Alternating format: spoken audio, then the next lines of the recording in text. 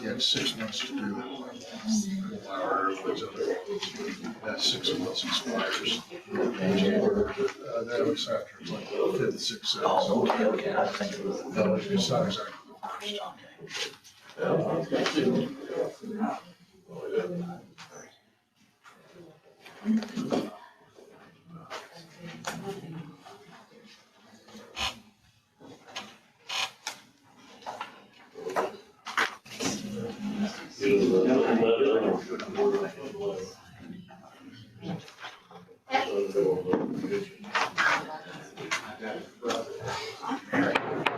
All right, I'd like to bring the October 7th Area Planning Commission for Grant County meeting to order.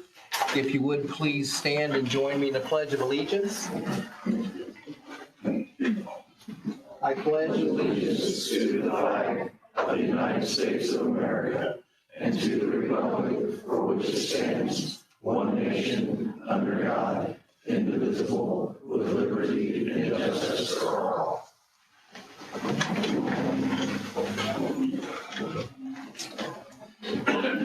Okay, we have a new APC member representing the Matthews Town Board, and that individual's name is Mr. Josh Courtney. I'd like to introduce Josh. Okay, welcome. With that being said, Katie, roll call. Caudell. Here. Courtney. Here. Hicks. Here. McWhirter. Here. Nevers.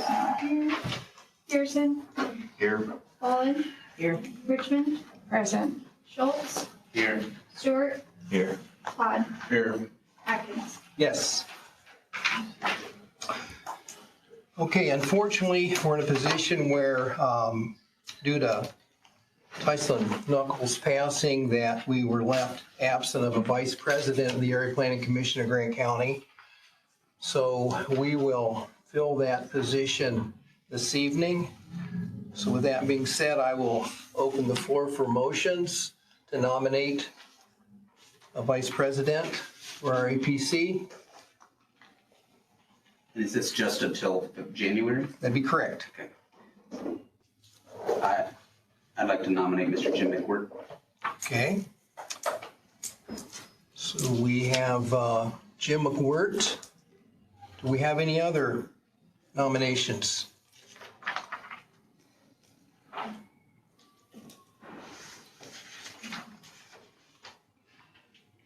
I move the nominations be closed.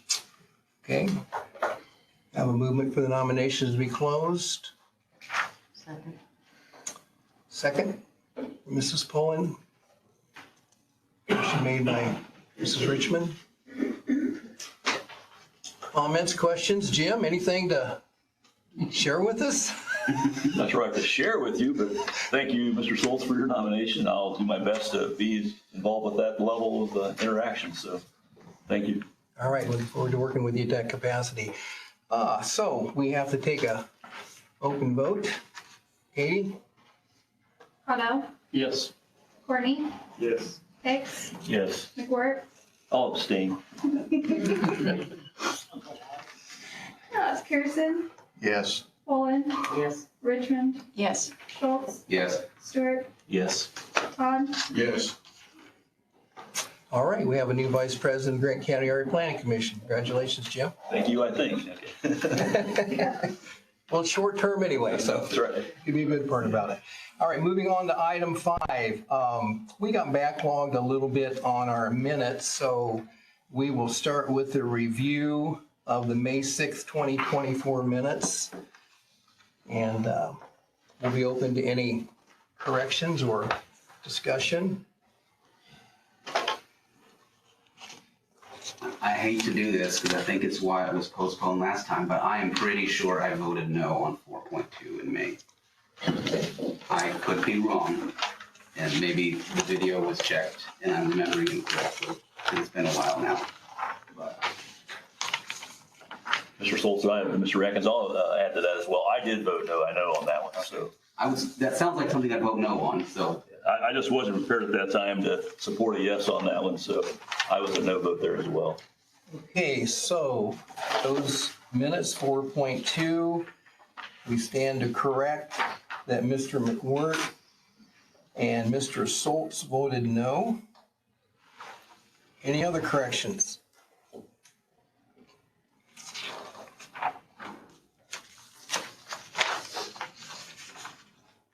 I remember, I think I voted no and that did not pass. I'm pretty sure it did pass. Passed. Did it pass? It did The pass. unfavorable, yes. It passed with an unfavorable Unfavorable, recommendation. Okay. That's what's kind of confusing. Sounds like if you vote no, you're against it, but yeah. We were against the unfavorable, Yeah, exactly. We were maybe more neutral. Right.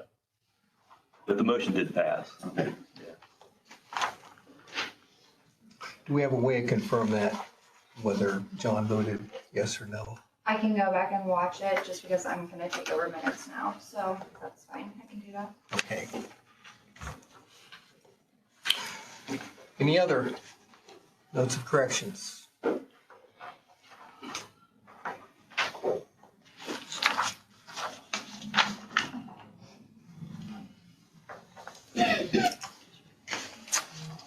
Okay, hearing no other, we would entertain a motion with those corrections to be made to pass the minutes with those corrections. So moved. Motion from Mr. Cottle, I'll second. second from Mr. McWhort. Roll call vote, please. Cordell, Yes. Courtney, I think I should abstain since I wasn't here last month. Higgs, Yes. McWhort, Yes. Pearson, Yes. Poland, All those ones. Six. Okay, yes. Sorry. Richmond, Yes. Schultz, Yes. Stewart, Abstain. Todd, Yes. Okay, motion carries. Okay, please look at June 10th, 2024, 5.2.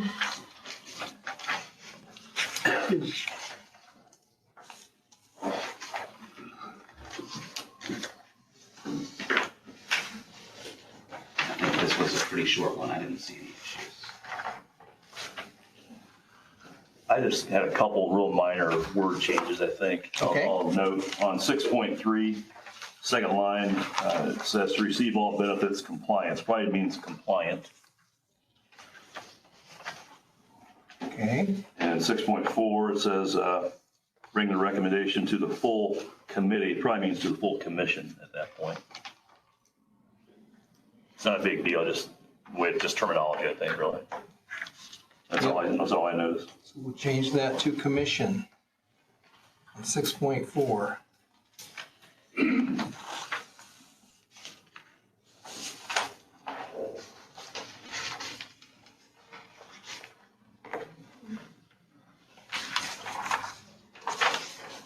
Any other suggested changes to the June 10th minutes?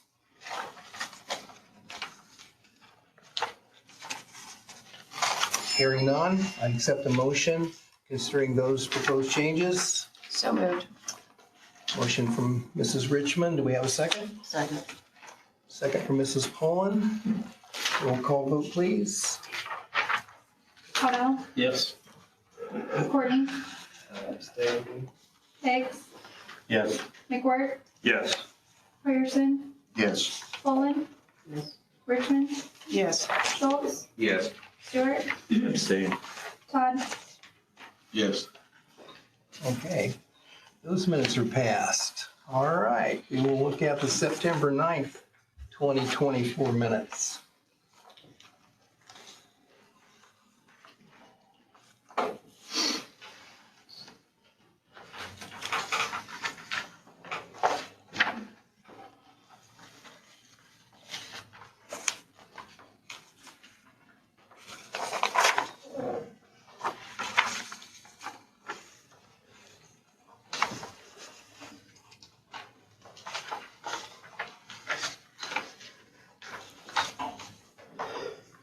I make a motion to accept the minutes as read. Okay, we have a motion from Mrs. Richmond to accept the minutes as read. Second. We have a second from, where'd that come from? Oh, Mr. Stewart. Roll call vote, please. Cordell, Yes. Courtney, Stay. Hicks, Yes. McWhorter, Yes. Pearson, Yes. Poland, Abstain 1 year. Richmond, Yes. Schultz, Yes. Stewart, Yes. Todd. Abstain. Okay, those minutes are passed. Okay, moving to item 6, public hearing, docket number 10Z-24, Adam Yekel. Could the commission office give us a overview? Okay, this is my first one, so be nice. So essentially what's going on is that it has been a business for years. It has been taxed as a business for years. It is just not zoned as a business. So they came to our office and wanted to do storage units. And with the zoning they're at now, they would have to get a special exception. I did some digging with them rezoning to being general business. They would be allowed by right to do what they want to do, and that would put them in the correct zoning for what they are now. Essentially, I would say I'm towards doing this. It puts them in the right zoning. It makes everything correct. They're already getting taxed it, and that's my opinion on it. Okay. All right, so is the petitioner here with us? He is not, but the applicant is. Okay, Petitioner Adam had back surgery, so he could not be here. and he has notified the office to give this gentleman Yes. consent to speak for him. Yes. All right. Yes, sir. I'm sorry, I think Adam might be on the phone. He might be. Is there a way to? I don't see his name. I don't either. Okay, he said he was on earlier, but, thank you, Eric Woodmansey, 712 Arlington Glen Drive in Gas City. Representing Mr. Yekel tonight, to come before the commission for the rezone of this property. I've got some exhibits if I can approach and pass these out. Were they given to the office prior? No, this was not, but there's an explanation for it. I just finished it. Is the commission willing to accept this information? Okay. I'm sorry, I should ask. Well, we try and follow procedure. Procedure would be that anything would have been issued to the APC office prior to issuing tonight.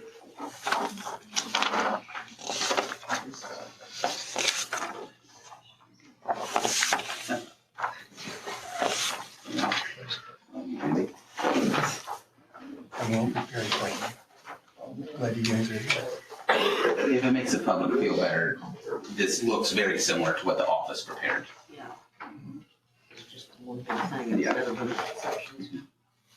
I just finished these up today. I wanted to give a kind of a broader view, maybe of one exhibit that kind of shows the overall makeup of the area. If you're not familiar, this is out by the airport, 037 and 22 southwest corner, where Comfort's home currently sits, and Mr. Yekel owns. He came to me seeking some help to put in some self-storage units. Has this plan, has this idea. You can kind of see in the gray shade down towards that part of that property, we got about 3 acres there that he wants to put up to 6 buildings on. He's not going to do all 6 right now. He's going to kind of phase that in. I know there's probably been some maybe questions about the drainage out there. I drive by it all the time, and I call it Lake Comfort when it rains. So our intent would be to work closely with the surveyor's office and try to minimize the extent of the flooding that goes on and centralize it to kind of those blue areas on the map that I gave you. We'd have some roadside drainage because that's kind of where the main drainage comes through. And then we would go into a bigger detention area and release it at a rate that's allowable for the county. So that's the overview of the project. I'll entertain any questions. Okay. Yes. I think it's doable. I've talked to Davis Farms. They're just worried about the water that could shed off to the west, and then up where in that corner up there, that's where their water comes into that property. And you're aware of that? Yes, Have you talked to Wayne Smock? I have not. Okay. You know, that's his main concern is that water continues and it doesn't back up on their field, even if you needed to put a small drainage channel around on the west side so it wouldn't shed off. Then would go to the north drainage. And then, you know, if that pond was made a little, or the dry pond was made a little bigger, because that outlet's, I think, an 8-inch tile that crosses State Road 37 and runs to the southeast. I think you're right. But as long as you assure us that you'll not back water up on that farm to the west, I think everything will shed off good and it will not affect the property to the south. As long as it's contoured. Yeah, that's the intent, is to keep all of our water on our site. Okay. And then allow any of the adjacent farmland to come through as well. Yeah, up in that, your northwest corner. Yeah. Is where their northeast corner with water comes through your property. Right. Okay. Yeah, I'm good with it.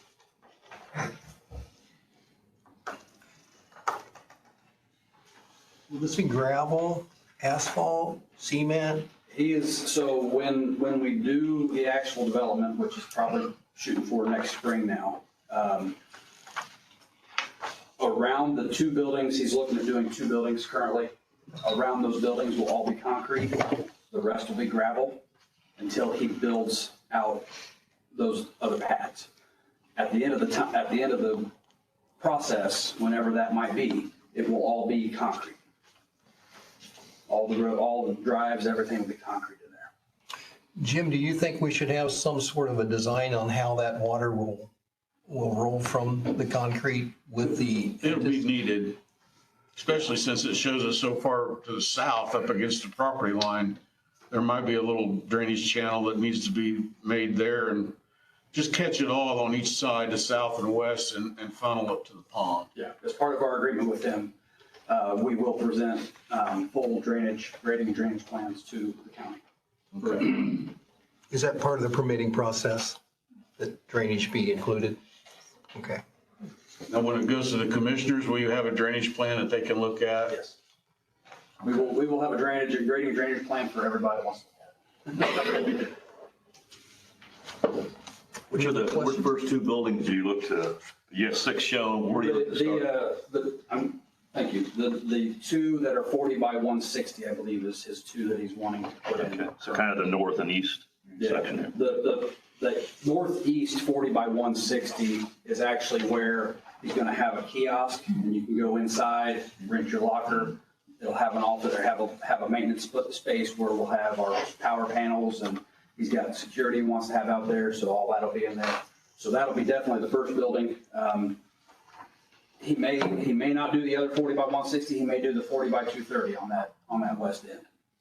But the two of them to the north will be the first two that he'll do. Okay, thank you. Does this plan meet all of our setback requirements that we have? I think so. I haven't had a chance to actually look exactly where they're at, but with the space they were wanting to do, they were completely fine. Okay. Yeah, that's another thing we've looked at too, is to make sure we set back requirements and don't need a variance. Has there been any kind of a study that lets you know that this is a viable operation, that you're going to have those full? Mr. Yakel has done all that, and I believe he has that information, but from what I understand in the county, it's storage is at a premium, so the more storage, the better. And then he had this 3 acres that he couldn't really do anything with, so he said, let's put some storage units in. A very good question, and we can ask him that question. I'll ask him that next time. If we need to update the board with that, that's fine. Other questions, commission members? It's a good discussion.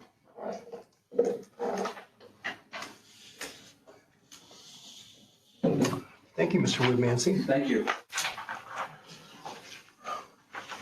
All right, at this time, we will entertain the presentation of anyone opposed.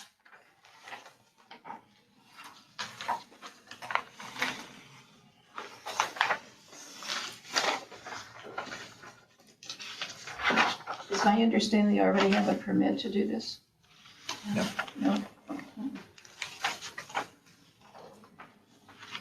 Anyone in the audience want to speak in opposition?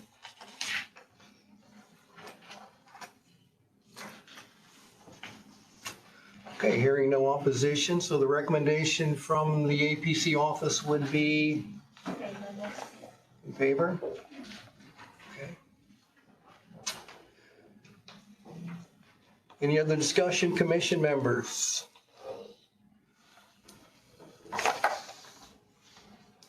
Hearing none, we'll entertain a motion. Move to approve the rezoning request.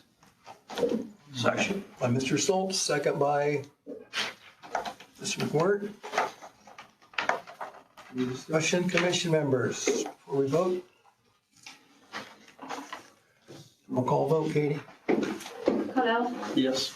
Courtney? Yes. Higgs? Yes. McWhirter? Yes. Pearson? Yes. Poland? Richmond? Yes. Schultz? Yes. Stewart? Yes. Todd? Yes. Okay. Congratulations, Mr. Yeagle. All right, we will move on to any old business commission members would like to bring to the commission. We really don't have anything on the agenda.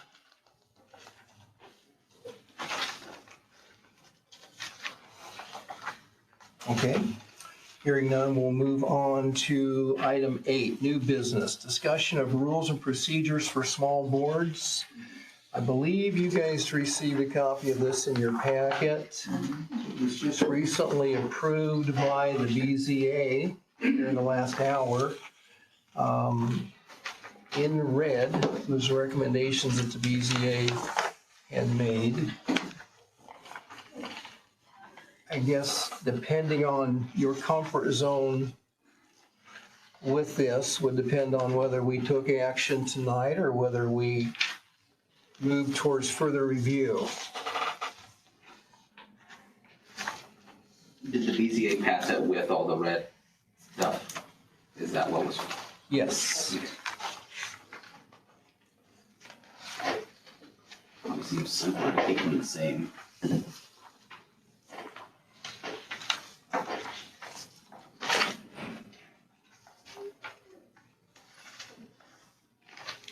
Mr. President, Yes. just a question, I guess. Is there anything that's shown here that we're being asked to consider that is really different than we're doing now? Anything really stand out that's different?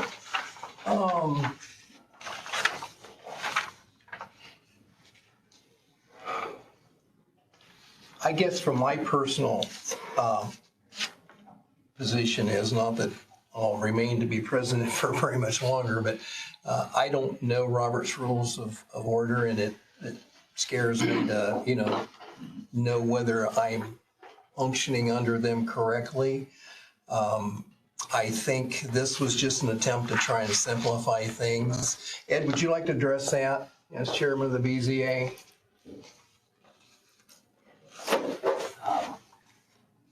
It pretty much followed what we were doing, but without all the complication of Robert's Rules of Order. And so that's basically why we moved to this. We felt like if we had in our rules that we would do Robert's Rules of Order, then we should really try and learn it. And I've made a few attempts at that. There was a lot of things that just didn't fit us as a small board. And when I found this, I thought this is something manageable for us. And we made a few changes to it to make it more aligned with what we do and want to do going forward. No big changes there. Thank you. Another question, I guess, as going through these, none really jumps out as anything as a problem, I don't think. But one thing that's interesting, I thought it says the chair should always remain impartial. So what does that mean to you? The chair is going to be impartial. So the chair's got opinions on things too that come before us. And I know that different county agencies handle that differently. I guess I've elected not to vote unless there's a need for a break of a tie. Right, and I can understand, but you still have an opinion. During discussion, you may have an opinion you're going to express. Yeah, I'll try as best I can to be impartial, not to try and persuade or sway. If there is something that I'm pretty passionate about, I'll probably have trouble, not sharing my thoughts with it. How do you think that should go, Mr. McWhirter? But just thinking, I guess, in the boards I've been associated with over the years, I've never, as president or chairman of that board, I've never felt like it was improper for me to express my viewpoint on the item as well. I've expressed my thoughts, pro or con, on items that have come before us and other circumstances that I've been involved in. And I'm surprised that we want to limit that now, I guess. We can amend this any way that this commission feels necessary to do so. We don't have to have it as it's written here. Yeah, to me, it seems like the chair should rule impartially, like when you allow people to speak or when you call for a vote. I think that's the intent. Right. So maybe we can change the wording that the chair should. Yeah, the process should be fair and impartial. Should attempt to rule impartially, but is entitled to his opinion or whatever, something like that. The other thing that is fine and we usually do, but especially based on a conversation we just had, if we add into our rules of procedures that for every single vote that is at a public hearing, we open it for public comment, and then for some reason we forget to do it, and then later it turns out that people wanted to have public comment or something, I think it's a good idea to open for public comment, especially when we know the things that are probably going to be controversial. But I'd be a little nervous putting it in, if the goal is to avoid litigation and things like that, not getting ourselves in trouble. If we put it in black and white that we're going to open every vote for public comment before it's made, we might get in trouble. Which one is that, Clayton? It was one of the things in red. So it's actually in two sections, but in the general procedure for handling a main motion, in red near the bottom says public comment is opened on the motion if there was no public hearing. And then also, oh yeah, that's two copies of the same page, but yeah. And again, I think it's an excellent idea to do that, and that's a different thing than enshrining it in our rules of procedure, which means it must be done, and then there's challenges to legality or impropriety if we don't do that on any given motion in any given meeting. Okay. Maybe say the chair may open for public comment, or will often, or just enough wording to give us wiggle room. Okay, I'm good with that. I like wiggle room. How would you like to propose that change? I would say, the chair restates the motion, blah, blah, blah, and negative votes, period. The chair may open for public comment on the motion if there was no public hearing.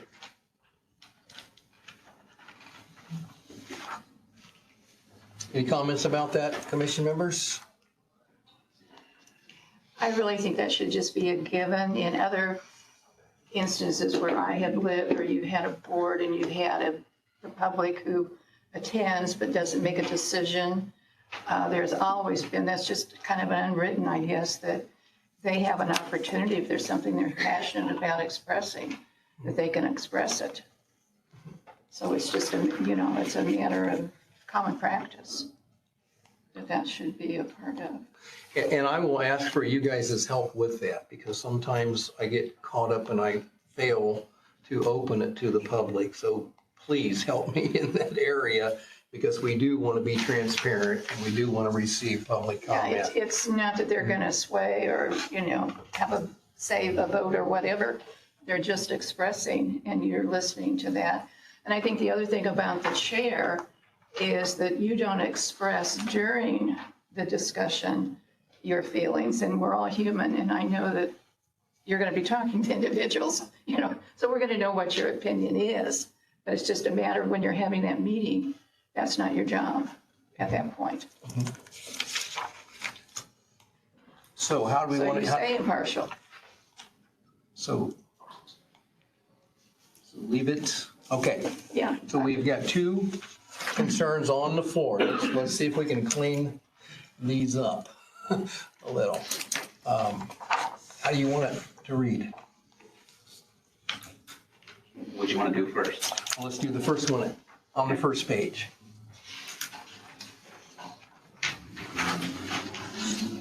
where the chair is to stay impartial? Or is that on the second page? If I would, it's on the first page, it's under basic principles. On that one, I would probably just leave the what's in red. The chairman would only vote to make a tie or break a tie. It's probably what I would leave it as. Like, That I would not have that first statement. That's my personal thought. okay, so take out the chair should always remain impartial. As far, when it comes to the process, you ought to be impartial, but not to your opinions and discussion, as far as I'm concerned. Okay? Any comments about that? It is already in state code that some level of impartiality should, and that's expectation. So it feels like it doesn't necessarily have to be in our rules and procedures. I mean, I kind of agree with Mr. McWhirter. Okay. Okay, moving to the back page, public comment area under general procedures for handling a main motion. How do we want that to read? So if I may ask, Ms. Richmond, are you suggesting we just strike the part in red because it's kind of a given, kind of like what Mr. McWhirter and I were saying about the impartiality, just not even bring it up? Right, it's part of the process. Yeah, so just strike it. Strike the red. With the expectation that we'll kick you out if you don't do it often enough. Now you're gonna remind me. So that would be bullet 1, 2, 3, 4, 5, 6, 7, 8, 9. Bullet 9, take out the public comment is open, correct? Okay.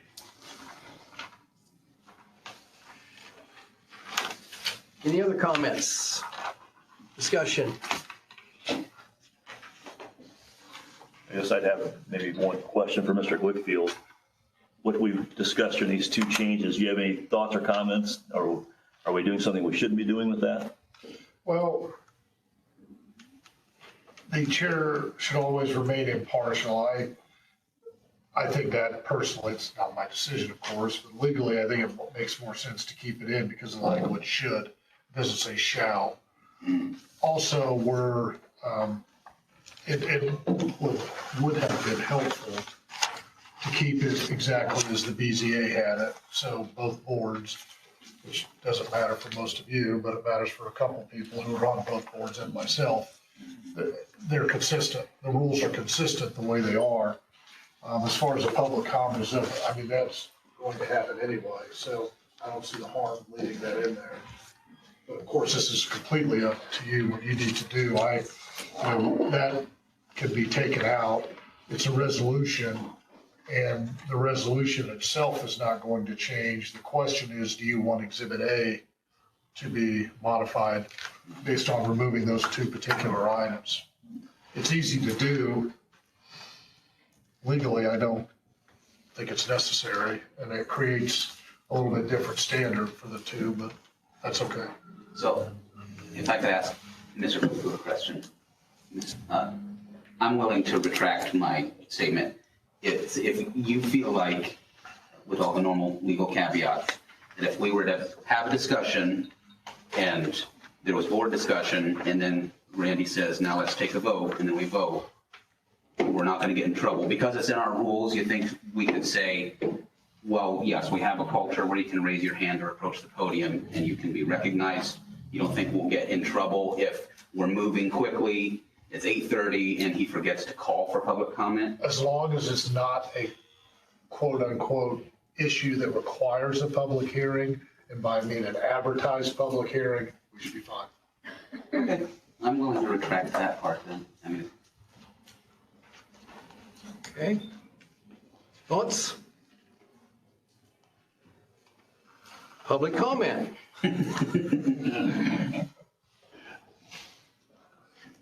But, and obviously I like consistency too. I mean, I'm not opposed to consistency. I just struck me in that one statement about the impartiality that bothers me. From a legal perspective, what is required of that chairman as far as being impartial? Well,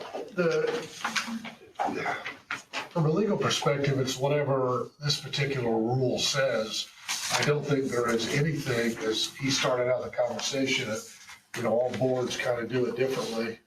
As far as whether the chairman's impartial or not, it's what you want the policy to be on whether it should be or not be. There's no statutory requirement. Okay, let me ask this question. Because if I'm sitting in Randy's chair, I want to be able to express my opinion. I want to handle the process impartially. I want to make sure everybody has a chance to speak like they should, and we discuss the process impartially that way. But I don't think it's wrong for the group and the public to know what my opinion is on that topic. Am I out of line when I say that? No, you're not out of line at all. I think it's just been the procedure for this board and the BZA for some time, for the chairman to be more of a guide, and then if input's needed for one of these three things, then to give it at that point. They've always kind of, that's just the way, it doesn't have to be that way, but that's what Robert's Rules of Order contemplate happening. I guess I'll make this statement. As long as this body allows its president to state what his thoughts are on an issue, as long as he handles the process impartially, I'm okay with leaving that in there as long as that's not the intent, as long as it doesn't preclude that from happening. It says should, it doesn't say shall. Okay. That's why that's very. But you know what I'm saying? I don't, Yeah. if I'm sitting here, I want to be able to tell, hey, I'm for this or I'm not for this kind of thing, you know, so, and why. So I want him to be able to do that as well, if that's the case. Yeah, as long as that's understood, we can keep this thing as is. As is. Any other comments, commission members? I think we had a public comment. I'm going to give Jerry the floor. Mr. Schultz? Jerry Solt, Marion, Indiana. I'm a firm believer in public comment.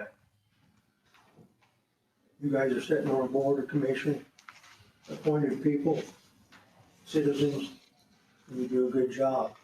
But if you don't know what the public feels on some of this stuff, how can you make a ruling that's fair to the public? So I think public comment's needed. The public needs to have an input.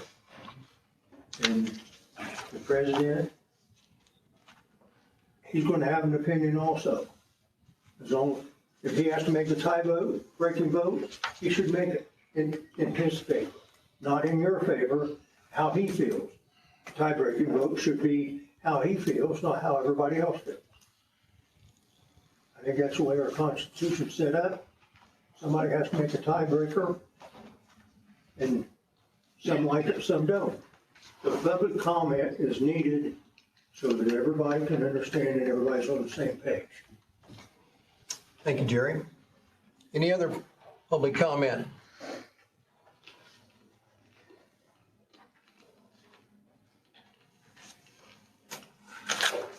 Okay, hearing none, if this document as presented is okay with everyone, we'll take a vote on that. Mr. Glickfield has prepared a resolution to add this to our rules and procedures.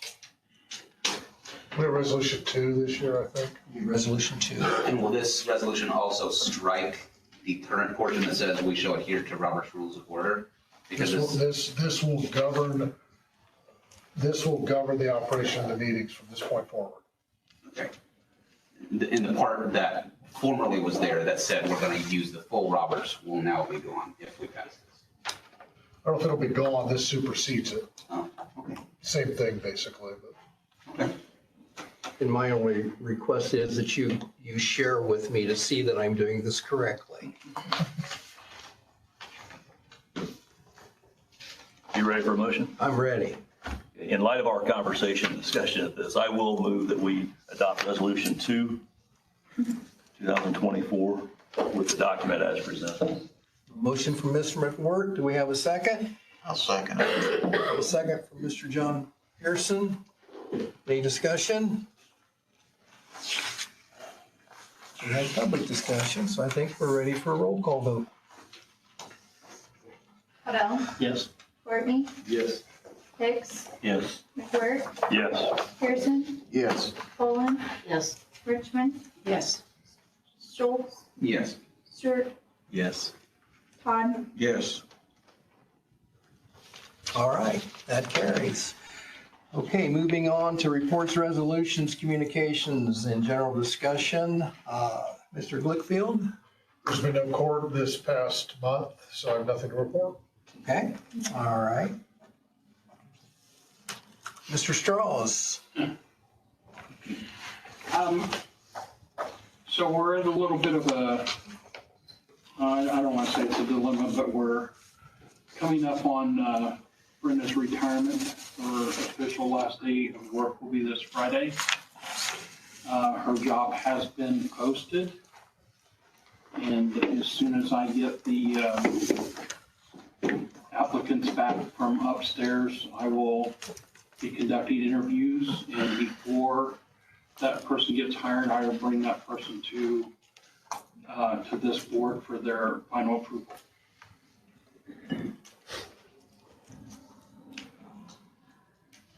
Questions in regard to that? What process will you follow, Jim? So right now, I'm thinking that Randy Berryhill, who's my building inspector, him and I will conduct the interviews. We're the ones that are going to be working closely with that person. So in the past, in other positions I've held, it's always been the people in the office who made that decision. So once we get the interviews done, I will let the applicant know that, that is going to be my pick to bring to the board. But also let that person know that the final decision has to be the APC. And the person wouldn't begin at that role until the APC approved that, correct? Okay. Is the commission members okay with that process? The only thing I might add is, do you want to go to the extent of telling that person you are my choice pending board approval, or do you want to make sure that they are willing to take it and come to us and then come back and say? Well, okay, so let me clarify. When the decision is made, I will have a discussion with that person. And to let them know, first of all, are they willing to accept the position? Right. Second of all, that they understand that the position would not start until this board gives their final approval. Okay. It's just one of those fine lines there about, say, hey, you're my person, then this board doesn't go along and you got this awkward situation there. Right, no, I mean, I think. Not saying the board wouldn't, but I'm just. Right, but I think the candidate will understand after our conversation that nothing can be set in stone until it's chiseled out here. Yeah, I'm sure it'll be fine. Just that thought struck my mind when you said that, because you could have that come up. Right, and I could see, I could foresee an issue with that, but I think once the interviews are over and once Randy and I sit down and discuss the candidates, however many there are, then I will go back to that person and say, okay, here's what our decision is. But nothing is set in stone until this body gives their final approval. That's okay. Thank you. Jerry? Would we be having a special meeting once you make your selection to try and get that person hired as soon as possible? Is that necessary? That would be up to this body, but right now, I'm worried about you having enough help is what I'm getting at. Well, The sooner you get somebody that. No, I agree. If I could make the decision Friday and have a special meeting next Monday, I'd be tickled. But I understand. There's procedures. Right now, what I will tell you is that Katie has been filling in on that position, and Katie has fulfilled that position very well. So I don't have an issue with saying this is something, if we have to wait until the next meeting, that's fine. I already have someone in place that is helping me out as far as that's concerned.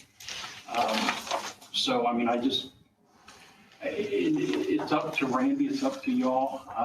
If you want to have a special meeting, I think that would help me out, but. Do you feel there'd be any benefit if a commission member became part of your interview team?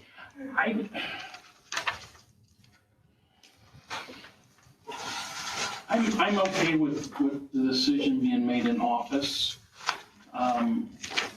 I know when I was building commissioner over at Wabash, the mayor, when I had to select a new code enforcement officer, the mayor said, I don't deal with that person on a day-to-day basis, therefore it has to be a proper fit for you in the office, therefore you guys make the decision. So and at that time, it was me and my administrative assistant that did the interviews on that. Okay. Other questions for Jim in regard to this? Okay. Anything else, Jim? No, sir, not this time. Floodplain ordinance?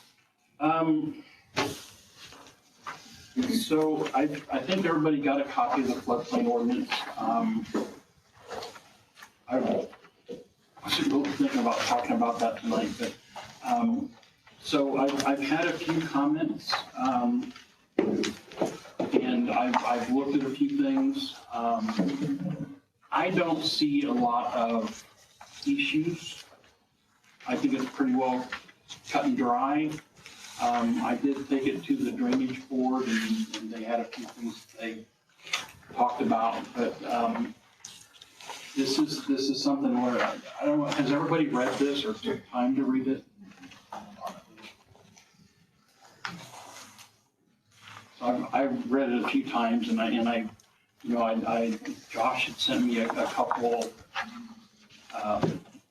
things on it and I re-looked over what Josh had pointed out. But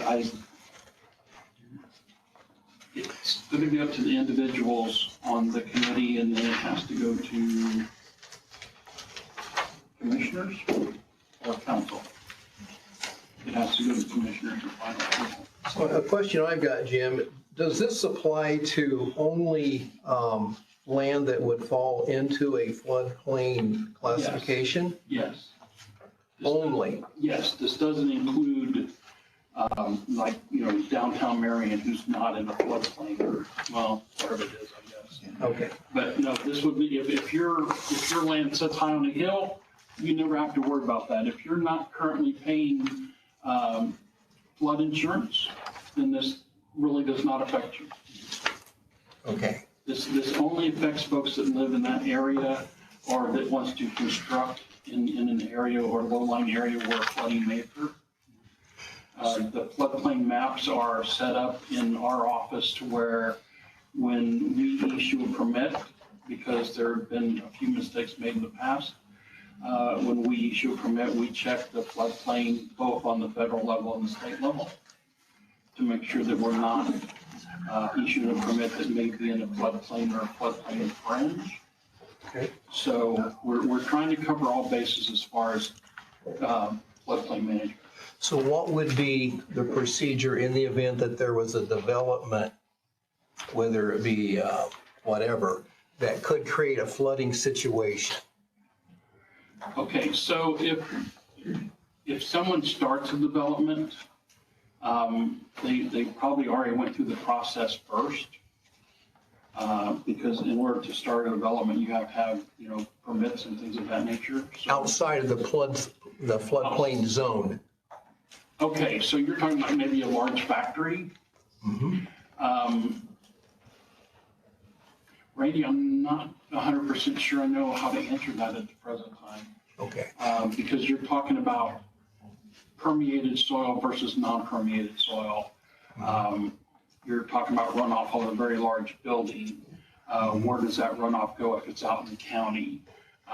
That would have to be all questions that would be answered during the development process, to where if we think there's going to be an issue, we would have to, I would play it safe. If I think there's going to be an issue with flooding or something like that, I would call my representative from DNR and have them come up and sit down with me and go over it so that we don't create an issue. Okay. Well, the reason I ask that is this is a situation that is a topic that we'll get to before, the night's over in regard to some flooding situation at a solar farm over in Ohio. And you can see that they placed a riffraff in order to try and control that. And I know that drainage and flooding is a concern that we're going to deal with in regard to solar developments. But I just didn't know whether this applied to that or what we're going to have to do in order to assure that this issue is addressed? We would have to take a close look at that. I mean, that would be the whole development plan of the site, figure out where their water runoff's gonna go, if it goes anywhere, or whether we require them to put in a detention pond or something to capture the water on site. There are a lot of different issues that we can work on during the process to where we don't have an issue with flooding onto someone else's property from a solar farm or from any other development. I don't want to get stuck on just saying solar. Right, I agree. I asked a question about the storage units Right. today. You know, any development, if it's going to cause flooding or water runoff onto someone else's property, then as the director of my office, we need to take a look at that. And then if something has to be done, it needs to be done, and then brought to, I'm not going to do anything without talking to legal counsel. I'm not going to do anything without talking to the body here. I don't want anybody to think that I'm the only say in this county, because I don't ever want to be put in that position. Does that fall to the drainage board, Jim? Yes. Part of it would be yes. Okay, all right, that helps. Can I help answer your question? I'm sorry? Can I help answer your question? Please. So the building permit starts the process. They should have a drainage plan. Whoever the engineer is should be submitting a drainage plan, which will go to the drainage board. The drainage board will have to approve that because water's got to go somewhere. So we're assuming it's in our jurisdiction, of course. If it's in a city, then the city would take care of it. Then, of course, they're, depending, if it's a major factor, they're probably going to be hooking up to utilities somewhere. But if it's a home or whatever, they would also have to go through the health department, get the septic, et cetera, approved. So depending on the type of development, there should absolutely be a drainage plan, which would have to be approved by the drainage board before they issue an occupancy permit. Okay. Any questions related to that, commission members? Clayton? Yeah, I just finished my second quick read through this, and the only thing that stuck out to me says a separate offense shall be deemed to occur for each day violation continues to exist, and it mentions $1,000 cap. That was what Josh had brought to my attention today. Yeah. And so I reread that, and I'm thinking, if we're going to say there's a cap of $1,000, and that $1,000 mark was just put in there as a number. So if we're going to say we're going to cap that fine at $1,000, I think we need to strike that every day as a separate offense. I agree. Because if I say, okay, I'm going to fine you $1,000, and then tomorrow I'm going to fine you $1,000, and then the next day, and the next day, and the next day, in less than a 2-week period, you're going to end up with $14,000 worth of fines. I think having that listed where it could be up to $1,000, and then strike that next sentence to where every day is a separate occurrence. I think we'll get our point across by finding somebody who violates that particular section.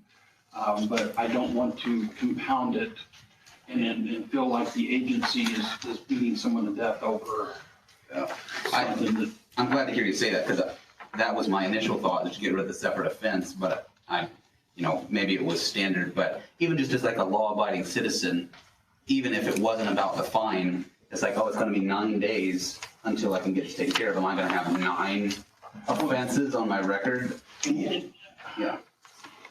So from my previous job with the fire marshal's office, if we find someone for a fire code violation, it was a $250, and it could be per day. But in the 30 years I worked for the state, it was never a per day thing. But I think if I was going to, if I personally was going to vote on this particular floodplain ordinance, I would strike that next sentence and just put, we cap it at $1,000. Is it worth saying like per month? So that if someone is just persistent, it's like, I'll pay the $1,000 and you can never bother me again, or? I don't know. No, Clayton, that's a good question, and I would probably leave that up to the board whether or not we want to revisit, like we talk about 30 days, 60 days, 90 days.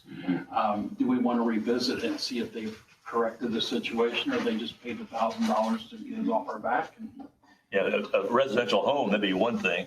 If it's a huge factory, they don't care about $1,000. Well, exactly. So, you know, if we want to reword that particular section, I'm more than willing to sit down and say, okay, we do it on a 30-day basis or a 60-day or a 90-day. But I would sit down and talk with David first to make sure that we can. I'm thinking David probably has an opinion on that. It's probably some standard language that deals with that. I can't see David because of the printer. No, we need to, Mr. Chairman. Absolutely. Address that. I would keep it as a separate day. There are reasons that that's there. And that it's fine not exceeding 1,000. So what happens is we have to, if there's a violation, they get a ticket, potentially could be some sort of lawsuit, for lack of a better word, zoning violation. And then that would go into court.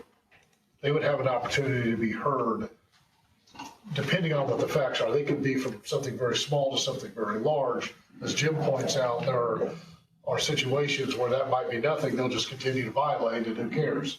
But if you consider it as one offense, they pay their 1,000, they're happy, they move on. It's written the way it is for a reason. It needs to stay the way it is. The person will have an opportunity, if they're violating, to go into court and state their case to the judge, and then a judge would determine what's proper. In all my years of doing enforcement for county government has always been interested in getting compliance, not getting into people's pockets. They want to make sure people are following the ordinances, whether it be health department or whatever. That's the goal. And it's always been that way for area plan also. So that's helpful, but I didn't know. I was thinking it would be like Katie and Jim assessing a fine. They'd be going to court and the judge would decide. Okay, that's different. Any other thoughts, Mr. Glickfield, on this ordinance? It's very expansive. I would, as he stated, it only applies to people in the floodplain, so it's kind of a specific area. I would be curious to hear what the Drainage Board, what changes they thought or issues they had with it, because they're, kind of our experts on this subject matter. They deal with it far more than anyone else would. So other than that, hearing what their concerns were, I had read it a while back and nothing jumped out at me as being abnormal. Jim, how do you propose we proceed with this? Well, if it's if we take a vote that this is how we're going to proceed with this particular document, I need to send this back to the DNR and say, here's what we have decided. Here's how we're going to move forward, and get their final approval, and then it would come back to the body and would go to the different jurisdictions for their final approval. And then it has to go to the commissioners for their approval. So I guess what you're asking is if we're okay with the document as it stands, and you would send it to DNR, make them aware of that, and then it would come back for our final approval. Well, or if we want to do, I need to make sure, because we really haven't made any drastic changes here. So I think DNR is going to say, okay, proceed. I don't see them saying, well, here, let's change this. That's not the state's way. So if there were changes we made, then we'd have to go back and get their approval before. Yes, and since we haven't made any changes to the document, I don't think the state's going to have an issue with it. I guess I would suggest before we get to the stage of us adopting it or approving it locally here with this commission, as Dave suggested, we ought to let him know what kind of comments, if any, the Drainage Board made, so he can look at those and give us his thoughts on that.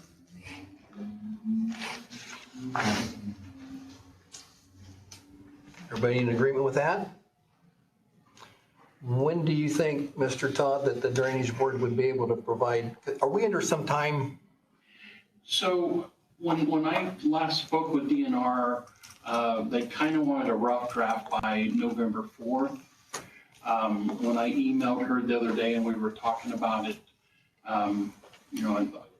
commissions being commissions and having meetings just once a month, I told her I don't think we would get it done by November 4th, but I did, say, here's the document that we're looking at right now. And she was okay with that. So I think we're okay. Okay.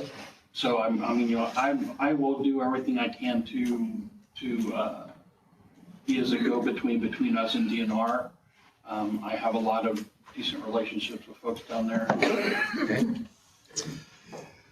Drainage board meeting tomorrow, we can discuss it, and then there's a meeting at the end of the month. Maybe by then everybody could read it and have their opinion. Okay, perfect. Everybody in agreement with that? We need a motion for that, or are we just good with discussion? No, I think it's good with discussion, yeah. Just have it on the agenda for the November meeting. Okay. Try to have an answer by then. Excellent. Jim, do you want me to come to that meeting? Do you want me to come to the drainage board meeting again, or? You could. I mean, you passed this out last time. I just don't know if we've got any input right now so far. Do I need to make you more of the packets? I think everybody has one. Okay. Okay, we've had some discussion about changing the permitting fee schedule. Did you do some research on that? Yeah, I sent an email out to the commission members, at least as they stood 5 months ago or something. Okay. I just adjusted them for the CPI. Okay. Well, Katie and I talked about that a little bit, and, our plates are full, but her recommendation was that if we were gonna look at that, maybe we want to get that implemented to start January 1. So I'm open for discussion on how we want to proceed with that if we have a target for January 1. Well, the former director Malat, I think his primary concern was setting up processes for fees and fines and how do we collect them and how do we enforce them and how long we have to pay. So I think that's a bigger discussion. But yeah, we passed 6 months ago a motion saying that we wanted to update for CPI. So it seems like it should be straightforward to approve the new schedule, adjust it. And I can try to email it out to everybody again if you want, or you can check. There were some judgment calls, if I try to keep it like $5 increments. We don't want to charge someone $37.19 or whatever. But Have you seen that, Jim? I have not. yeah, it was before his time. Would you have an opportunity, maybe, Clayton, to meet with Jim and Katie and kind of go over that and propose something back? Or Sure. All right. Yeah, I'll send an email to you. thoughts, everyone? Thoughts? We good with that? That's good. I'd like a copy of it too. Yeah. I'll just email it out to everybody again with an explanation. Okay. Anything else? Jim, Katie? I don't have anything, sir. Okay. Okay, before we move into item 10, does anybody need a break? Are we good? Or we want to keep going? Good. We're good? Okay, all right. Item 10, solar amendment considerations. What I did is I followed Mr. Glickfield's recommendation in breaking these items down into different groups. I tell you, I've struggled with how to go about this. I don't know that I've found a comfortable way of doing it yet. So I think what we're going to do is we're just going to roll the dice and we're going to open this thing up for discussion on anything that's on that sheet and see where we go. Now, for the sake of time, I have established some ground rules or some guidelines I'd like to follow tonight. So this is a public discussion on solar ordinance considerations. Any item on the list is open for discussion. Would like to limit the discussion to 3 minutes per person, with each person being limited to one presentation. You are asked to come to the podium, state your name and address, and sign the sheet at the podium. Do we have a sheet at the podium? Okay. We ask that you be respectful and refrain from reference to specific individuals. And we will not honor speaking from your seat or in the crowd. Any commission members opposed to any of that or anything we want to add? Everybody good with that? Okay. With that being said, we'll open this up for discussion.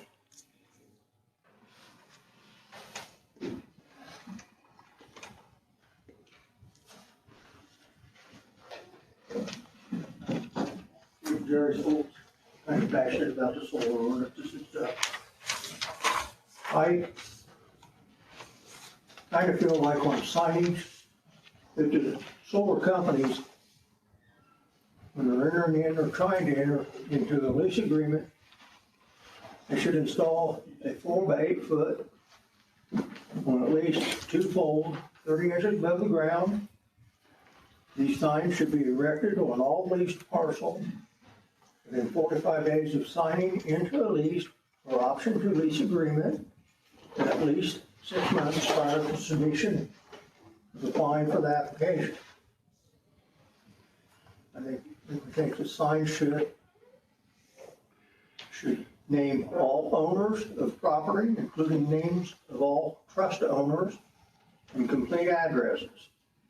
Name the developer, business address, contact names, phone numbers, and email addresses of all those involved with the lease. Signs should also have total acreages involved. Signs should be erected on all 4 corners of the property. The bare minimum is 32 square feet.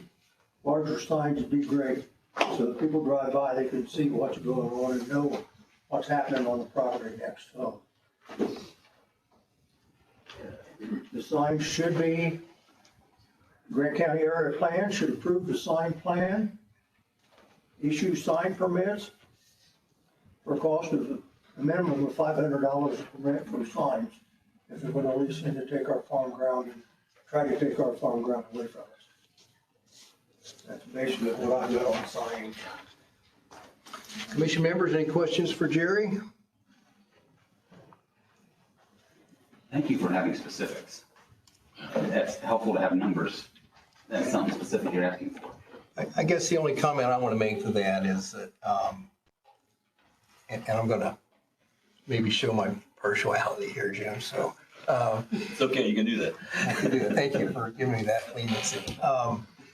I know of two homes that have sold in my neighborhood where solar's leased around those homes, and there was no notification of those new owners that the land around them was leased. Now, the question is, who holds the burden to make that notification to that potential new homeowner? Is it the realtor? We know that's not going to happen. So I believe that, what Jerry's proposing is appropriate. Thank you.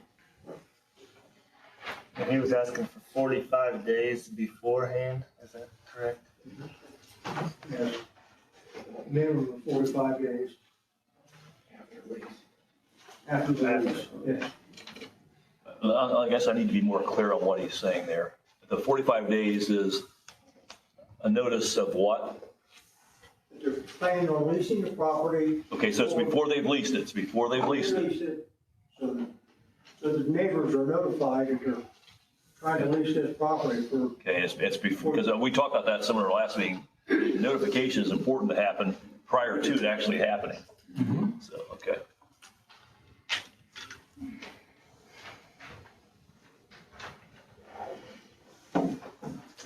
With that much specifics, would it be beneficial if that was given to us in some form? I thought about that. It'd be nice to see what he had written, just so we consider that as we do our language, but I don't know.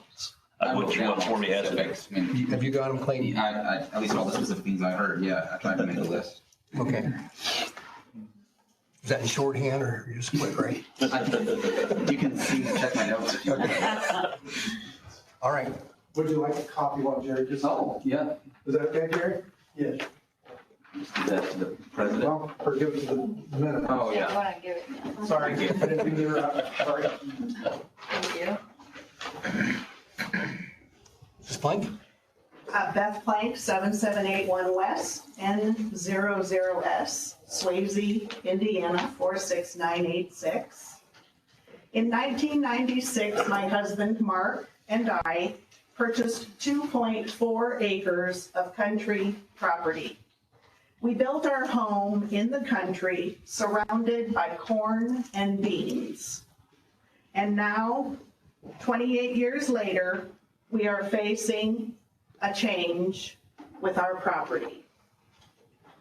We recommend a minimum setback of 500 feet from our property line. Let me say that again. 500 feet from our property line. We have a beautiful backyard. Our grandchildren love to run and play ball, football, whatever. And our property line goes way back. So we want that 500 feet from our property line.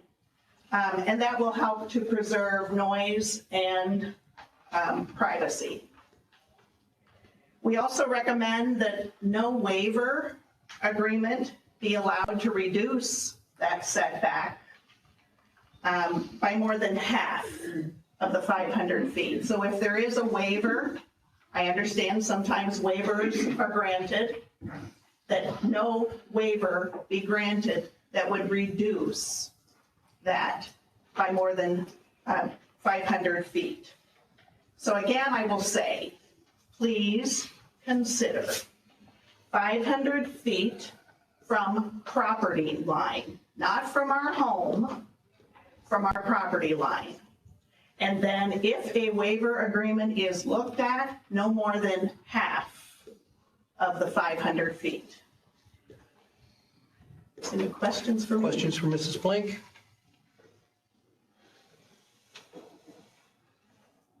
Thank you. Thank you.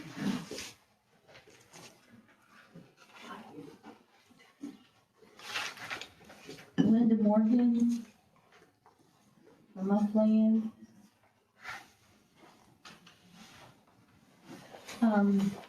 I have not known this before, so I'm just going to throw some more stuff at you. What I just found out is that, you know, they say with the solar that you can have crops under there, you can have animals, bees, and they make that a big deal. But in order to do that, it has to be, the area has to be prepared prior to starting the development. So I don't know if that needs to be addressed in with the pre-development area.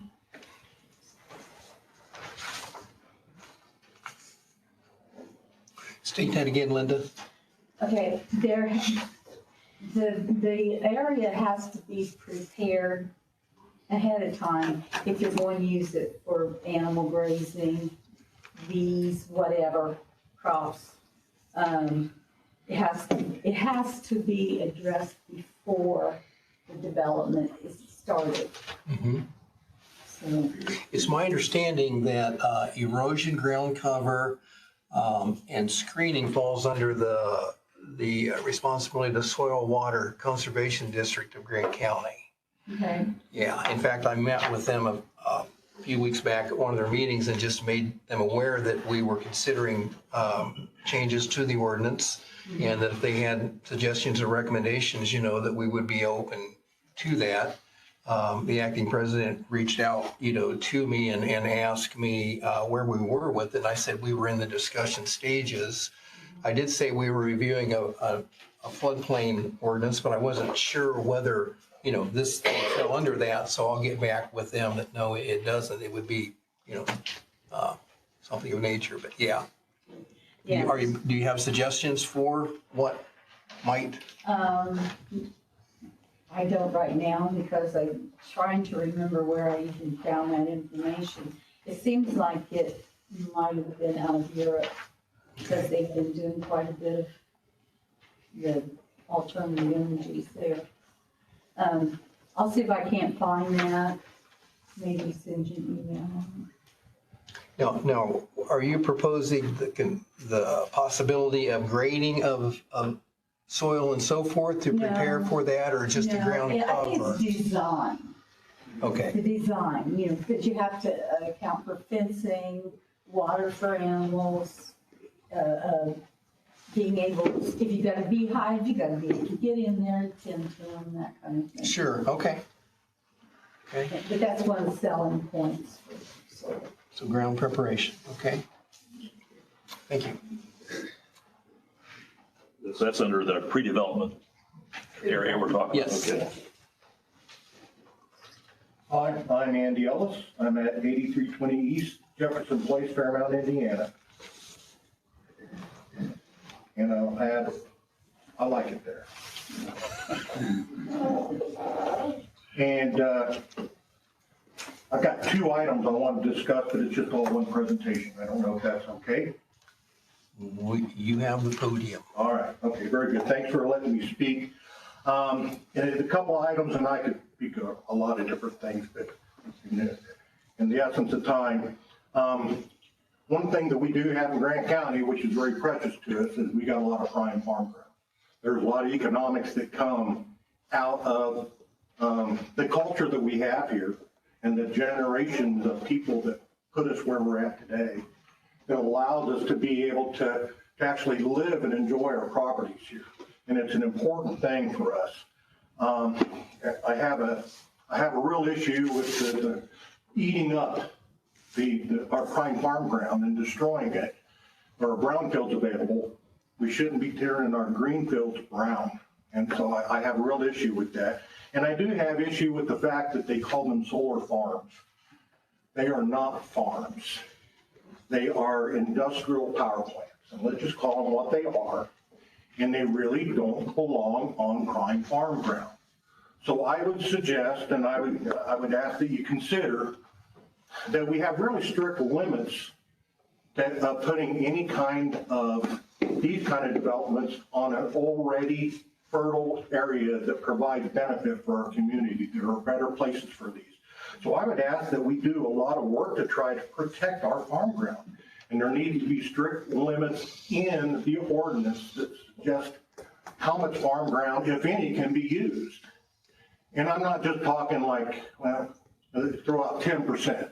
10% farm ground across, that's a lot of farm ground if you take it across Grant County. But I'm not suggesting that we just talk about across Grant County. I'm talking about for a given field that's being leased. They shouldn't be able to just go ahead and cover that. I would like to see, and many of us would like to see limits for a given piece of property. And beyond that, there should be distances between connecting all these farmlands together. You shouldn't be able to just create a solar sprawl around folks by just chaining this individual 400 acres here, 400 acres, 400 acres, 400 acres, and now you've got 1,600 acres of sprawl. And that's not a number that's unreasonable when you take a look at what's going on in other counties in our state. So I'm suggesting that we put limits on caps on how much farm ground in a given location can be used and place distances so that they're not all just chained together so that we create this sprawl and destroy what we have, our natural resources. God is not making any more farm ground, and we're lucky to have quite a bit of it here in Indiana. So I would recommend that we put strict limits, cap limits in our ordinance in order to be able to control this. And then the other issue I'd like to be considered, and I don't think anybody else has spoke about it, but it's, I mean, you alluded to it, is property value protection. Let's face it, what about the folks that are being impacted by this? The people that are being surrounded? There are people that unfortunately, in my area, they have the potential to be surrounded by 3 sides. And the only side that they're not surrounded is the street. There needs to be some protection for them. Property value guarantees. Now, the solar companies will tell you that there are no reductions in the value of their property. But who amongst you would really want to go out, if you're going to buy a piece of property out in the country, who amongst you would really want to buy a place that's surrounded on 3 sides by a chain link fence and then solar sprawl as far as the eye can see. There needs to be financial compensation to those people if it's allowed to happen, and that needs to be included in the ordinance, I believe. I believe that that should not be overlooked, up and including dividing their property if that's what it takes. But we all know that there is an impact to folks. They didn't create the problem. I've been living in my place for 32 years. And again, I like it. And I don't know what I would do if I was surrounded on 3 sides. I know that it would just totally, I mean, for us, it would just ruin everything that we worked for and retired for. So I would ask that you please consider putting property value guarantees in the ordinance. Again, documenting it, not leaving it up to the solar companies to decide. There needs to be strict documentation on exactly what the requirements are. Thank you for your time. Thank you.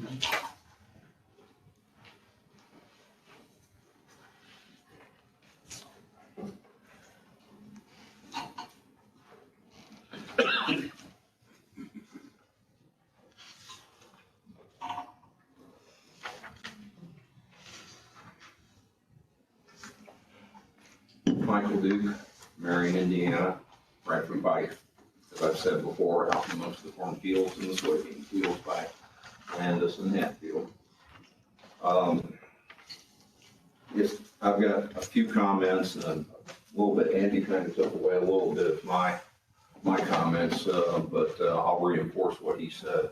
But, you know, I'd ask the APC to consider, in your consideration for amendment to the solar ordinance, to consider how the ordinance will protect about our property values, our natural resources, as locations are considered for solar sites or approached by solar developers for specific sites. In my opinion, I think it's not just one man's opinion, that there are a number of residents in the county that have spoken either by voting or by commenting at public forums like this, that industrial solar facilities is what I'm going to call them, solar, what they ultimately call solar farms, but they're actually solar development or industrial solar facilities, that these solar facilities should not be allowed to diminish our inventory of prime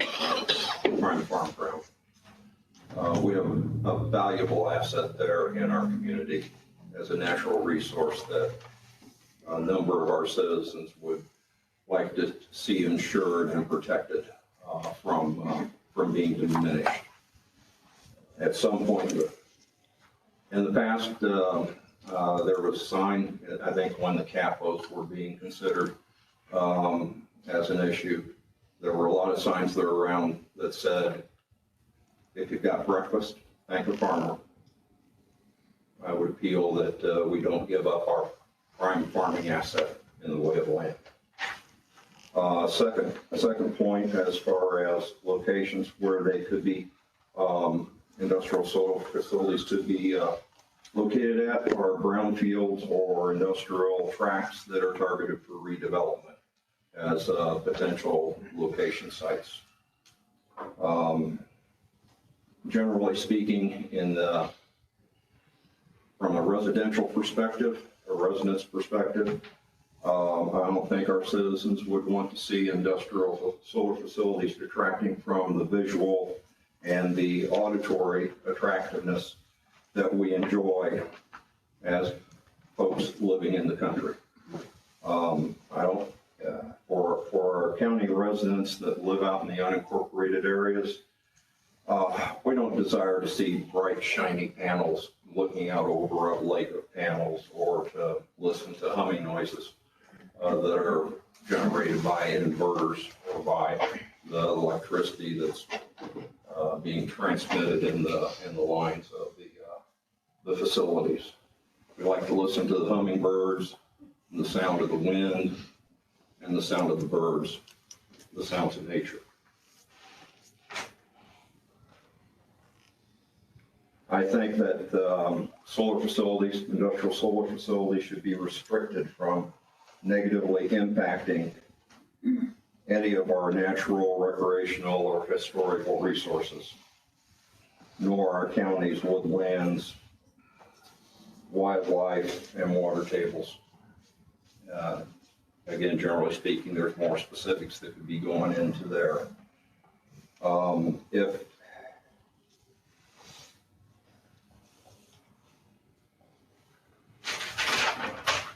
Said water, wildlife, historical, what else, Michael? the woodlands, water table, wildlife, just natural resources and our historical resources, recreational resources. Okay. I can type up my words here to Ren, because I know you're not going to be able to read my scrawls. To recap, I just want to emphasize that I believe, as many of my neighbors, that industrial solar facilities are not appropriate for prime farmlands being utilized that way. Or prime development areas where there's residential and recreational uses and growth potential. On the second point, if there is a use, and I'm a realist, I'm going to expect that there will be considerations given to potential development sites. I would just say that should a special use exception or a zoning variance be considered as an industrial development project or an industrial solar development project is being pursued, that detailed study and investigation be pursued and furthered by the Board of Zoning Appeals to give us additional eyes and additional protection for our county's assets and resources. If it is appropriate, I mean, if something is approved, I would suggest that any variance, any zoning exception that might be allowed be articulated in such a way that there are time limits placed on such authorized uses. Time limits in somewhere, throw out numbers, who knows? I would think in the range of 25 to 35 years might be a reasonable time frame to put a limitation on that usage. Permitting or? If permitted. Okay. If permitted, that the exception only be allowed a definitive time frame, not an indefinite time frame. Okay. And that what that time frame is defined. Once that time frame is up, that it could not be renewed. Okay. Thank you, Michael. Thank you. Yes, ma'am. Hi, I'm Julie Hulse. I'm Van Buren.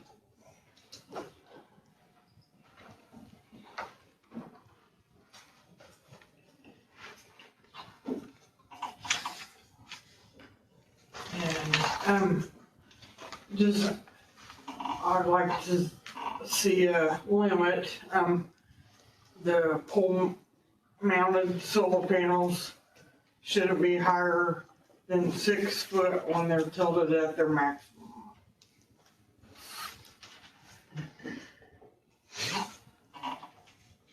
Thank you.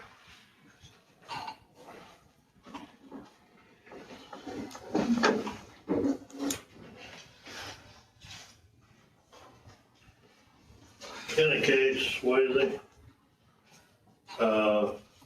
I'd like to see 150 foot on each side of a county tile.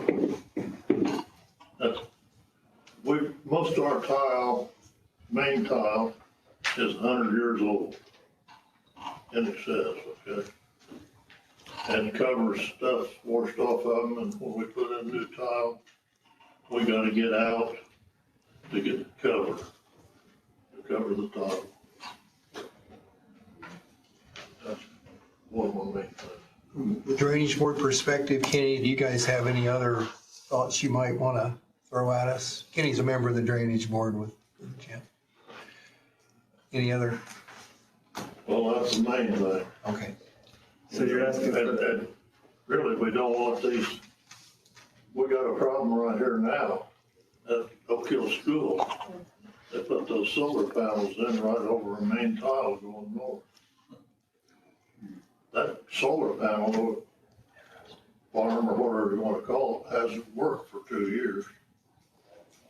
So when you go in, if you have to repair that tile or something, put a new one in going north, you gotta go through the solar panel still, you know? And those people won't come, you know, you got wire in there and so on and so forth. Those people won't come down here. They may come down the pickup and watch you dig, but they won't do the digging, okay? Josh, did you have a question for Kenny? Yeah, you're saying the 150 foot instead of the original 75 foot is what it is now? 150 foot on each side. So what for? So you can drag in and get more dirt and things to work with, or what's the excess for the extra 75 feet? And these, if you look at these, the swale where these main tile are, it's washed. The silt stuff's washed down. We don't have near the cover on it. And when we come back in with a 24 or 30 inch, we need 3 or 4 foot of cover. And you're gonna have to get out from that original tile to one side or the other to get cover on it, okay? I mean, it's, Josh, one thing I shared at the last meeting when we talked about this topic was we've actually got going on across Wheeling Pike over to 26 in my area where we're allowing the old tile to remain to help take some of the pressure off, and we've installed a new one. So we actually have this extended width needed in order to keep both of those tiles going. Okay. Thank you, Kenny. Question? Mr. Cates made an interesting point, I think. The Oak Hill site.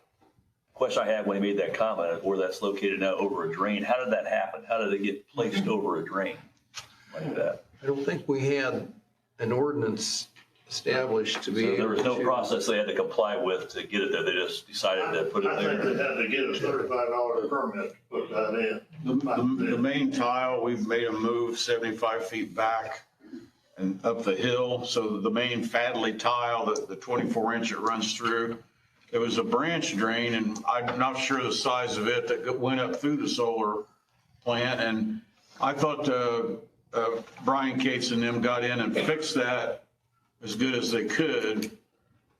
And they left an opening for it, but you know, the easement still exists going up that hill, but we didn't make them sit back on it. There's one that goes right through the center of that hill and going north. Right. Not the center of that solar project. Right. You know. It's just, yeah, it's interesting if that was able to be done without, you know, I guess stopping it under those conditions, but yeah, okay. Well, the landowner that services that tile and goes through it, I thought he fixed it up as good as he could, and in his opinion, he didn't object. Okay, so the person that's impacted. When that was put in, there wasn't nothing, I don't know, if they had a private deal or what, okay? But they didn't look for a tile ditch. Okay. So interesting. So Kenny, you said the solar system's not working anymore for No, them? it hadn't worked for 2 years. What's their plan to remove it? So, I'm curious to know what they're gonna do with it. The Oak Hill School Corporation has open meetings, if that would get your question. I guess. who put it in? Yeah, another good question. All I know is it's there, and I know that tile goes north and goes up through Gates's, goes up through,